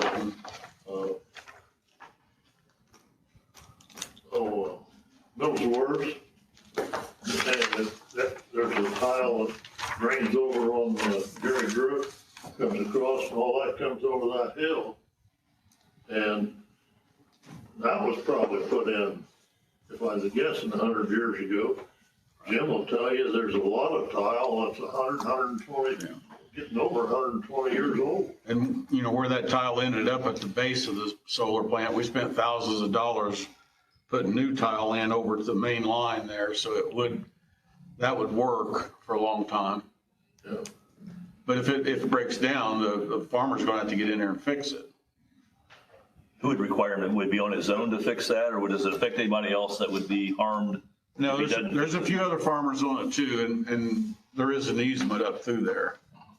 You know, it's just, But we, you know, this, we'd like to get this 150-foot easement on each side, okay? And, because when this does happen, it's if and when the landowners decide to pay $500,000 or $750,000 to bump this 24-inch tile that's in the shallow ground. It's going to have to move to 30 or 36 inch to accommodate everybody's drainage. And that's going to have to be up on the saddle, you know, the low grounds where the old tile is, it's going to have to be moved. You know, kind of like we did on yours at the 30 inch where we moved that over on everybody on assignments. you know, you're gonna have, instead of where the old tile is, there's not enough cover for the grade there. So you gotta get over maybe 100 foot to the side or more. You know, 3 of these Kenny's talking about, they've been overloaded for 50 years probably, and you have sheet flow that's going to flow through. These solar farms are at the outlets of 3 large tiles. And no matter, you know, when we get a record rain, there's going to be ground that's 4 inches deep in water, 50 feet wide, because you can't afford to build a tile big enough to drain everything. There's going to be surface flow coming through these solar farms that it's going to have to be accommodated somehow. But Jim, when that was done, the drainage board was involved, and there was some process that you guys looked at to involve the other landowners that were affected by that. Yeah. Somehow. Yeah. Yeah, but when they let permits and so forth, this ought to be in the, even on private farm tile, okay? I'll go that far because there's a lot of private farm tile that's old, that's not county drain, okay? So somehow you need to get that 150 and on each side, and if they need an exception or something, you can look at it then, okay? But if you've got it in there, then they stay off of it. On these private farm tiles where nobody knows where they are anymore, when that solar goes in, they're going to damage whatever tile is there, mutual tiles that drain various landowners. And there's going to have to be some kind of plan is when they discover that there's a plan to reroute that tile to make sure everybody's drainage gets through that solar farm. Because not everybody knows where them tiles are now. You don't know until you dig in, huh? Right. Wow. I mean, you as a farmer may know a couple places where it's going, but, you know, over time it's been lost. I just found out I had a couple more in that drainage project they just completed I didn't know was there. Then you got them tapped in, hopefully, right? Drainage is a big thing. I mean, you know, you have 3 or 4 farmers on down the way that comes through that's involved in the thing. And so, I mean, somebody comes in, you've got problems over there west of Swayze now.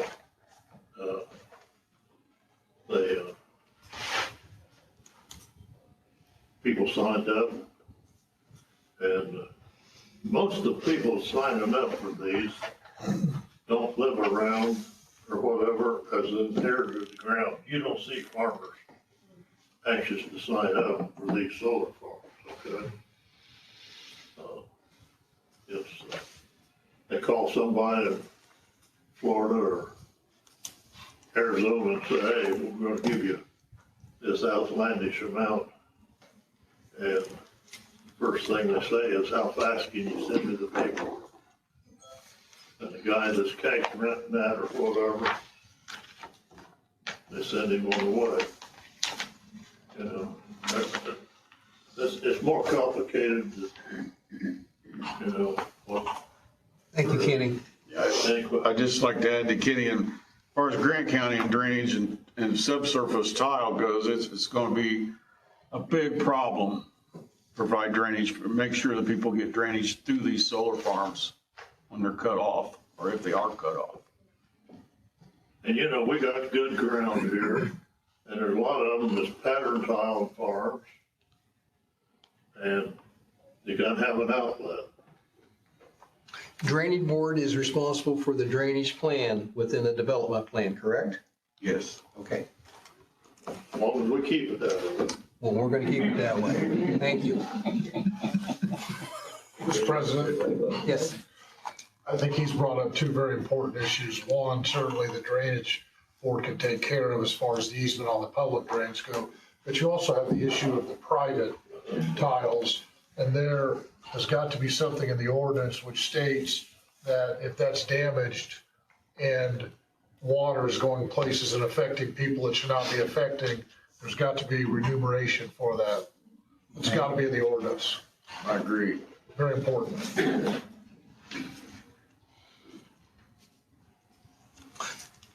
Jackie Sheets, covered by Matthews. I want to bring up the subject noise from the inverters. No commercial solar energy system shall produce noise or vibration that can be humanly perceptible beyond the property on which it is located or cause noise or vibration that can be detected in nearby structures during construction or operation. Now, for the sake of Josh, who was not here last time, I would like to play the sound of what it sounds like. Go back a long ways, I'm sorry.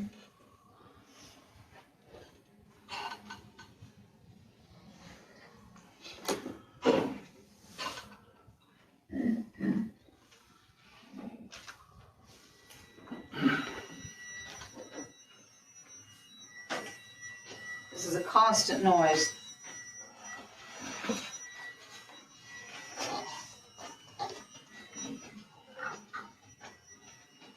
It can be heard quite a ways. What's the picture look like? Thanks. And that's from the road. That's how close he is from that inverter. It's pretty annoying. That'd be terrible. So if we could have some way to block that, that'd be great.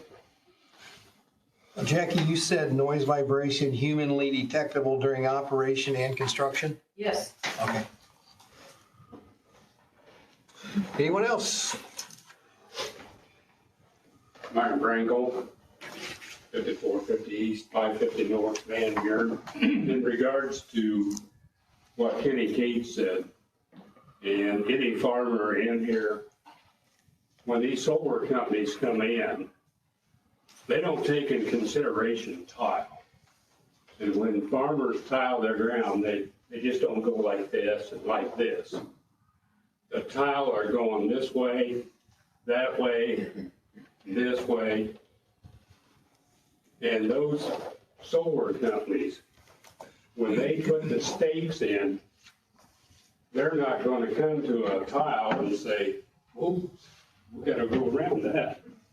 No, they're going to hit it. They're going to drive right through it, and many tile are going to be damaged. And then, when you get a big rain, that tile is going to pump water up on top of the ground and flood. And are they going to come out and send a backhoe out there around that solar panel and dig that up and rearrange? There could be 75 of these stakes that have hit tile in one solar field. No, you're stuck with it. The only recourse you have is get you an attorney and you try to fight it. And I guarantee you will spend all your money and all your life trying to fight it. But there is nothing good about these solar panels on farm ground. I mean, they're better off to take them and put them on an old parking lot somewhere. But stay off the farmer's farm ground. They have no business there. They don't know what they're doing anyway. I mean, it's all part of the new Green Deal, which is a big scam, as we all know. But these solar companies, we need on the ordinance that they have to be responsible for every tile they hit and sign an agreement to repair that tile, irregardless if it's 1 tile or 300 tile on that farm ground. And I'll guarantee you, they are not gonna come in and repair tile after the panels have been installed. You're stuck with it. We've got about 10 minutes. My goal is to be out of here, but we've got 9 minutes. My goal is to be over by 9 o'clock. So please keep it short for those remaining. I can be really brief. Harold King, Swayze. Andy mentioned property value protection. Mary McClintock Clay has a defining study on property value and what happens next to solar. And that has been proven up to 3 miles from your residence. Now, of course, if it's right next to you, it's a decreasing amount. She has never lost a case where her facts have been presented. And so I think in that ordinance, if you live within a 3-mile radius of any solar, you ought to be compensated. How you do that, I'm not sure. One other thing would be, we have a bunch of little small towns and cities. There should be a setback from each of those town limits.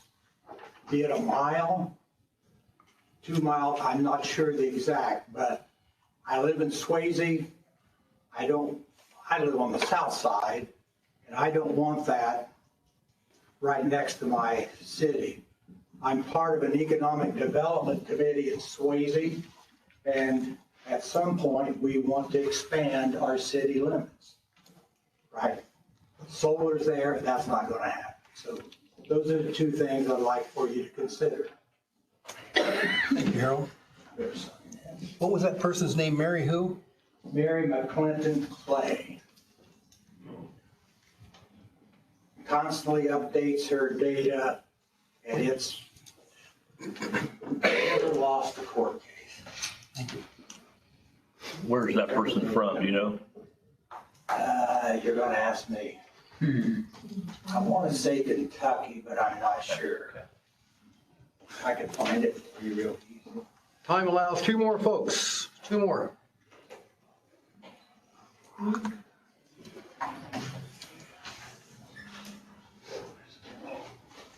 Hello, Roy Cree. I own property in Van Buren, and I have signed up for the solar project.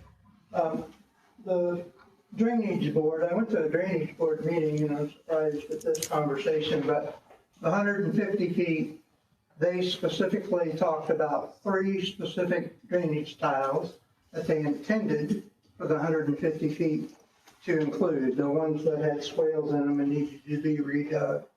And one of them, obviously, that they mentioned was the one that you mentioned, Andy.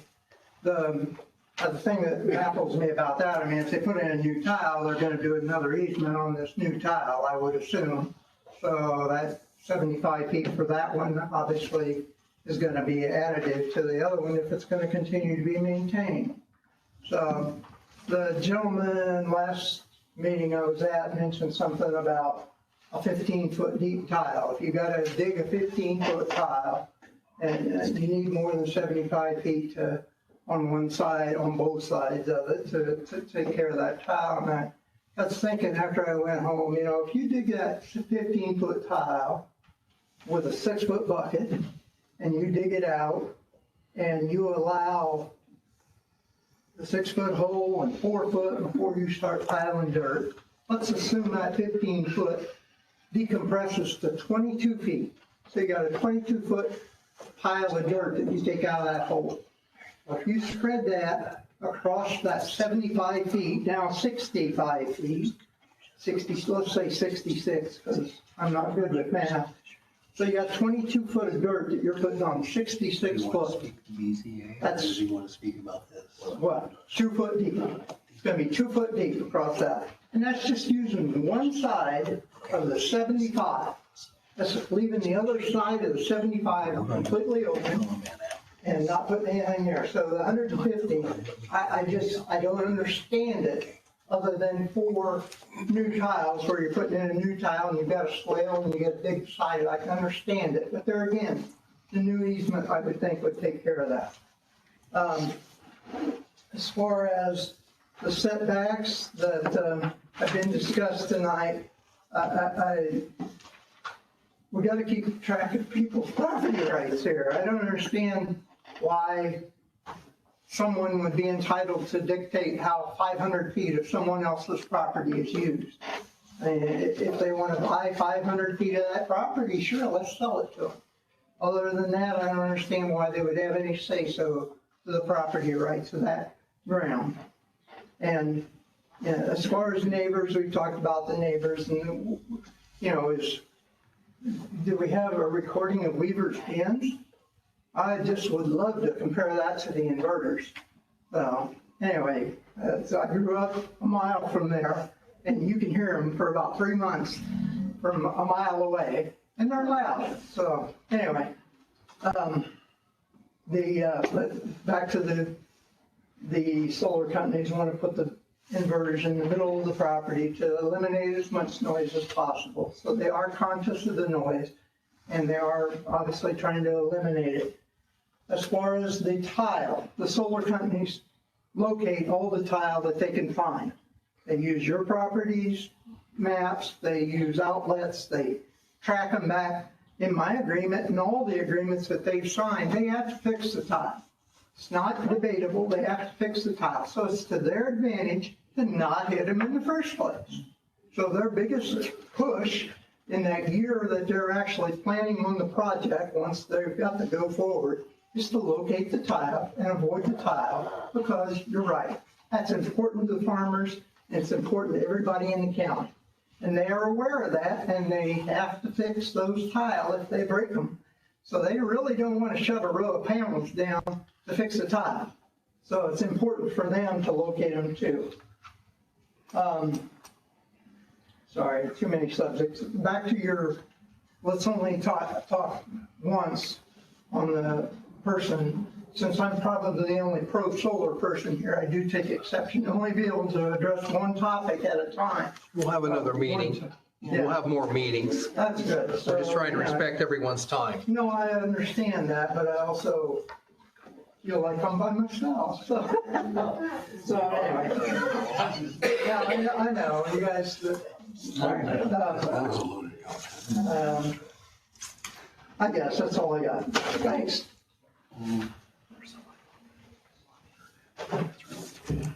Ed Hartman, Fairmount, Indiana. Okay, have you ever heard you can do whatever you want to on your own land? Well, this is Grant County. Grant County, quite some time ago, adopted an area-wide zoning ordinance, and we have zoning in Grant County. That phrase does not apply here. It does not make sense. To keep neighbors from being upset with each other, there's zones set up for compatible uses. When you move into agriculture, you expect to hear some agricultural sounds. They may be seasonal, and they may be a little bit loud. But if you're like me, I live in the country, and I don't mind hearing a combine run or a tractor or a farm truck. Those things are music to my ears. To hear a solar farm or to see a solar farm would not be. It's an incompatible use. It's not farming. It's industrial. Somebody said once, oh, it's just a different crop. I'm using my land differently. Yeah, for 30 years, with an option to renew, long crop. It does not make sense. We decided zoning a long time ago here. It's good for us to have compatible uses. This is an incompatible use. It does not really fit. We have a planning department. There was talk last time a little bit about a high impact zone. And there was a question about, well, how do you make that work? Well, that's where you guys come in. That's planning. You would plan an area in the county that would be acceptable for that zone. It might be an old industrial area. It might be an old landfill. But those are options. It might be over a parking lot, on top of a large factory, other things like that. But anyway, that would be decided ahead of time. That would be the county's plan. This is where you can develop. That would make sense. And it would be zoned that way. And then the solar companies, if they wanted to, they could try and purchase that land or lease that land and develop it. And it would go through the proper steps as well. Come before the Board of Zoning Appeals for review and a special exception. Then go to the Area Plan Commission to review the development plan. Commissioners sign off on zoning when you decide that in advance.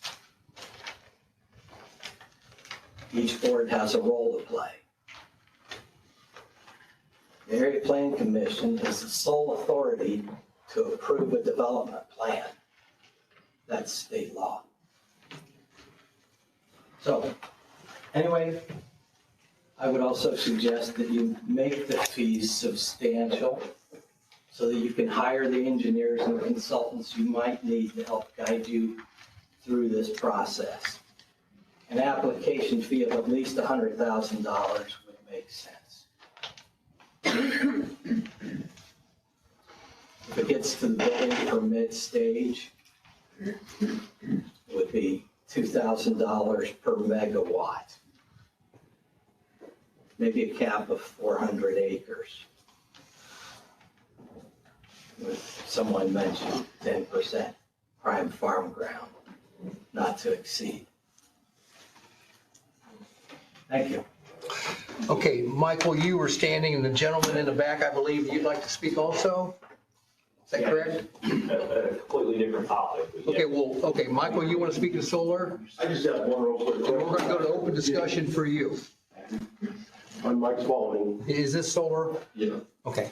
Mike Spalding, 7895 West North 00 South. I just really had a quick question for Kenny when he was talking about setbacks. Is there any area where the 150 wouldn't be enough? If you were talking there was an area where two of them ran through. 150 on each side.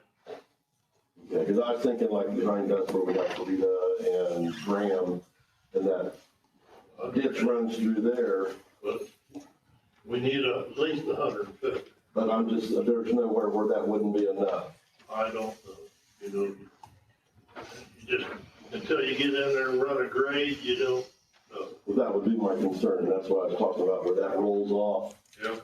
You would have to go 500 to 600 feet, I think, to get to an area where you could get 4 foot of coverage, I would think, with a 20-inch tile.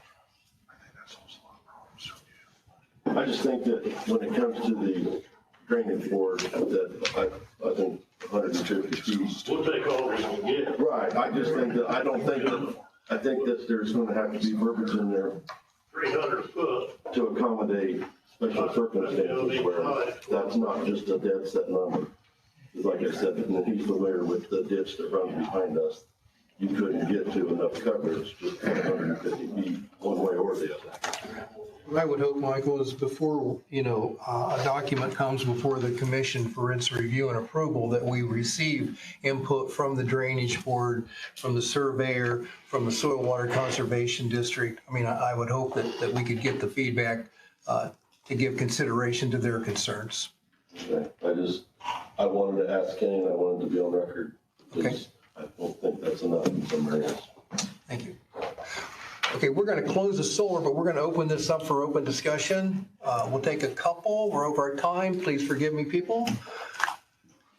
Thanks, guys. I'll be quick. I know everybody wants to get out of here. I'm pretty almost certain I'm supposed to be on the we were supposed to be on the docket back at number 6 here. Me and my wife had applied for we're trying to build a pole barn on our property. We live just outside of, in Gas City, it's 917 North 10th Street. They said that we needed to apply for a variance because we need to be closer to the property line. Okay, what, Katie and Jim, you guys want to take that? And I'm pulling up the property. I'm sorry, I'm a visual person. Yeah, we applied for this. They said we just missed the September meeting. We paid for the fee and everything that comes with it in August, and we just missed the September, so they told us to be here tonight. So I've been kind of waiting. I know there's more important topics going on tonight, but I've been trying to wait it out just to see. I had Grace call you, and I don't think you answered, and I don't think she tried to call you back. So. When was that phone call? Because I called today, like, I'm on duty tonight, and I have somebody covering me right now. But I called earlier today because I wasn't sure where to go. I was like, I've never applied for one of these. They told me to come here, first floor, at 7 p.m. So I've been here for 2 hours now, and I think Katie can walk you through where we are. I think we've got some miscommunication here. For sure. Yeah, so. Can I give you a call tomorrow? Yes. I will do that. Okay. Hope you learned a lot tonight. Yeah, I did learn a lot. I did learn a lot. Wish everybody the best. Yeah, I'll just wait here. I'm so sorry. That's okay. Thank you, guys. Did you get Chance's number, Katie? Yes. Okay, thank you. All right, I will entertain a motion to adjourn this meeting. So moved. Motion by Mrs. Richmond. Second. Second by Mr. Cottle. All those in favor say aye. Aye. All opposed, same sign. Meeting adjourned. Thank you, everyone. On